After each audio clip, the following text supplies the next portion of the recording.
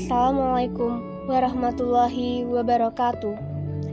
Perkenalkan, kami dari kelompok podcast Golden Step SKI ingin mempersembahkan karya kami, yaitu podcast Project Menebar Kebaikan Golden Step SKI tahun ke-2021. Nah, untuk kali ini kita akan membahas yaitu 4 nasihat Rasulullah SAW untuk para pemuda. Nasihat yang pertama yaitu jeli dalam memilih teman dekat. Para pemuda harus pintar dalam memilih teman dekat, karena pemuda lebih mudah terpengaruh oleh temannya dibandingkan dengan yang lainnya. Sehingga kalian harus memahami urgensi dalam memilih teman. Jangan berteman kecuali dengan orang yang soleh.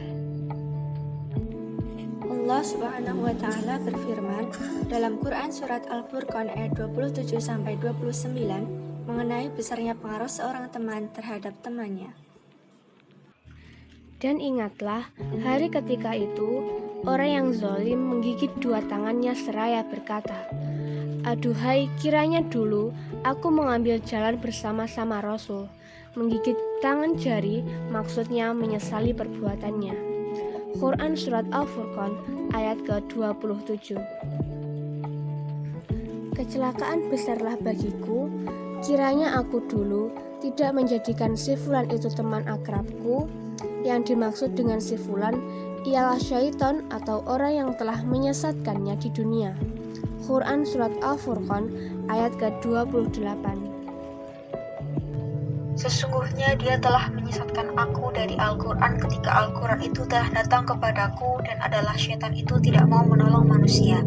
Quran Surat Al-Furqan ayat 29. Salah memilih teman itu bisa berbahaya.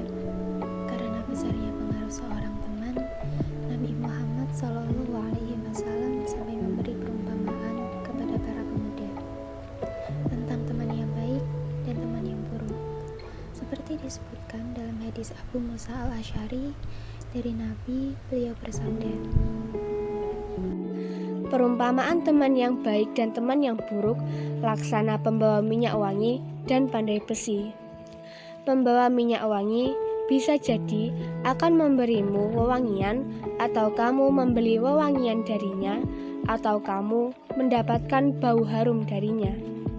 Sedangkan pandai besi bisa jadi akan membakar bajumu, atau kamu mendapatkan aroma tidak sedap darinya. Hadis riwayat Bukhari. Jadi, seperti apa sih teman yang baik itu? Sini aku kasih tahu. Imam Al-Ghazali menyebut apa aja syarat-syarat yang harus dimiliki seorang teman. Seyogyanya orang yang kamu pilih untuk menjadi teman memiliki 5 sifat berikut. Seorang yang berakal, akhlaknya baik, tidak fasik, bukan pelaku bid'ah, dan tidak ambisi terhadap dunia. Nasihat yang kedua yaitu perbaguslah akhlakmu terhadap manusia. Wasiat Nabi kepada para pemuda yang kedua adalah memperbagus akhlak terhadap sesama manusia. Riwayatkan dari Mu'adz bin Jabal, beliau adalah sahabat Nabi yang usianya masih muda. Ia berkata, wasiat terakhir yang disampaikan Rasulullah SAW kepadaku adalah ketika aku meletakkan kaki di pelana dari kulit, beliau bersabda, "Baguskanlah akhlakmu terhadap manusia, wahai Mu'adz bin Jabal." Hadis riwayat Malik, dinyatakan dhaif oleh Albani. Diriwayatkan juga dari Abdullah bin Umar bahwasanya Mu'adz bin Jabal hendak melakukan perjalanan. Ia berkata, "Wahai Rasulullah, nasihatilah aku." Beliau bersabda, "Sembahlah Allah dan jangan menyekutukannya dengan sesuatu apapun." Mu'adz berkata, "Wahai Rasulullah, tambahkanlah." Beliau bersabda, "Apabila kamu meminta, maka baguskanlah sikapmu." Mu'adz berkata, "Wahai Rasulullah, tambahkanlah." Beliau bersabda, "Istiqomahlah dan hendaknya kamu memperbagus akhlakmu." Hadis riwayat Hakim, dinyatakan hasan oleh Al-Albani. Yang ketiga, nasihat Nabi untuk menjaga lisan. Mengingat di fase-fase remaja, syahwat mereka tengah menggelora dan emosionalnya juga meningkat.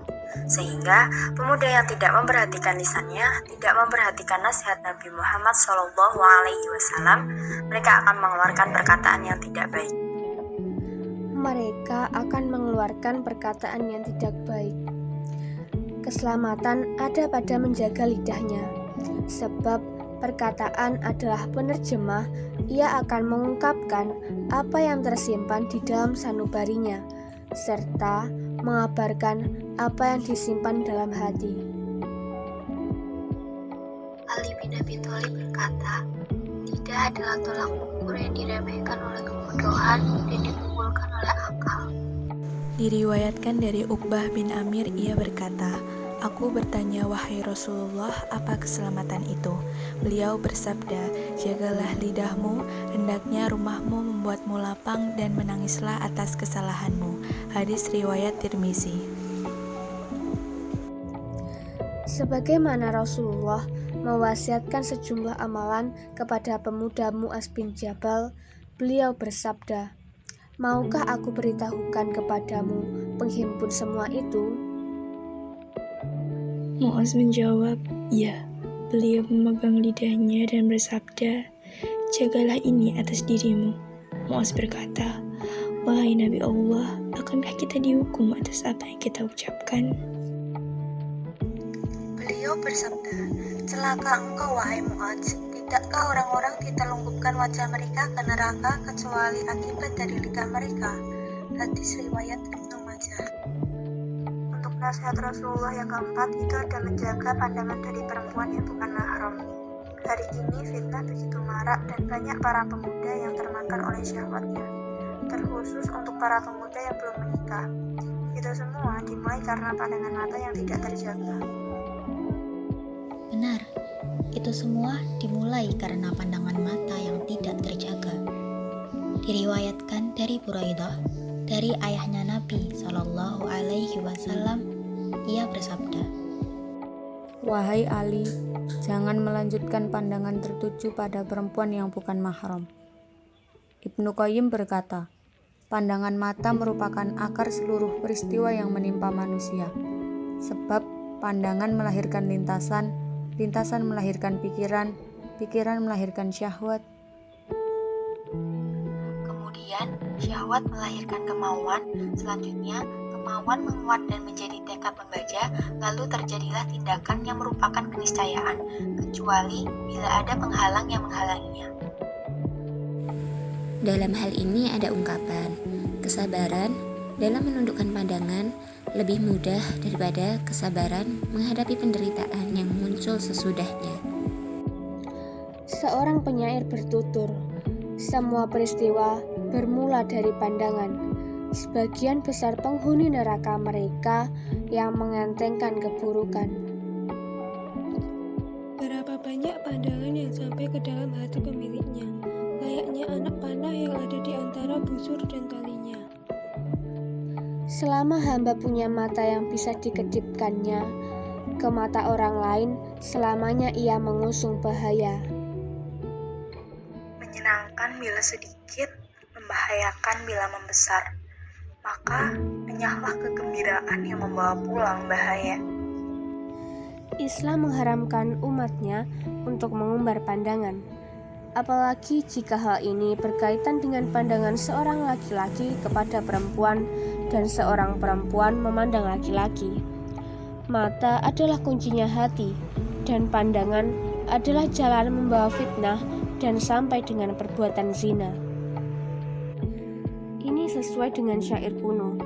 Semua peristiwa asalnya karena pandangan. Kebanyakan orang masuk neraka adalah karena dosa kecil. Permulaannya pandangan, kemudian senyum, lantas beri salam, kemudian berbicara, lalu berjanji, dan sesudah itu bertemu. Oleh karena itulah, Allah Subhanahu wa Ta'ala memerintahkan kepada orang-orang mukmin laki-laki supaya menundukkan pandangannya. Yang dimaksud menundukkan pandangan itu bukan berarti memejamkan mata dan menundukkan kepala ke tanah. Menundukkan pandangan ialah menjaga pandangan, tidak dilepaskan begitu saja tanpa kendali. Rasulullah SAW menganggap pandangan liar dan menjurus kepada lain jenis sebagai suatu perbuatan zina. Rasulullah Shallallahu Alaihi Wasallam bersabda, mata itu berzina, hati juga berzina. Zina mata adalah dengan melihat yang diharamkan. Zina hati adalah dengan membayangkan pemicu syahwat yang terlarang. Sementara kemaluan membenarkan atau mendustakan itu semua. Hadis riwayat Ahmad. Kesimpulan dari 4 nasihat Rasulullah Shallallahu Alaihi Wasallam bahwasanya seorang pemuda haruslah jeli dalam memilih teman dekat, sebab teman dekatlah yang memiliki pengaruh besar untuk diri kita. Selain itu, tentunya seorang pemuda juga harus memperbagus akhlak terhadap sesama manusia. Lalu nasihat selanjutnya yaitu, seorang pemuda haruslah menjaga lisannya. Apalagi di zaman seperti sekarang ini, jangan sampai seorang pemuda yang terbawa emosi tidak memperhatikan lisannya. Kemudian, nasihat yang terakhir adalah seorang pemuda harus menjaga pandangan dari perempuan yang bukan mahramnya. Nah, itulah 4 nasihat dari Nabi Muhammad SAW untuk para pemuda. Betapa begitu banyak pesan yang bisa kita ambil dan diterapkan di zaman seperti sekarang ini. Jadilah pemuda yang berintegritas dan tumbuh baik sesuai dengan syariat agama. Sekian podcast yang dapat kita sampaikan. Apabila terdapat kesalahan kata atau kesalahan pelafalan, kami minta maaf. Akhirul kalam, wassalamualaikum warahmatullahi wabarakatuh.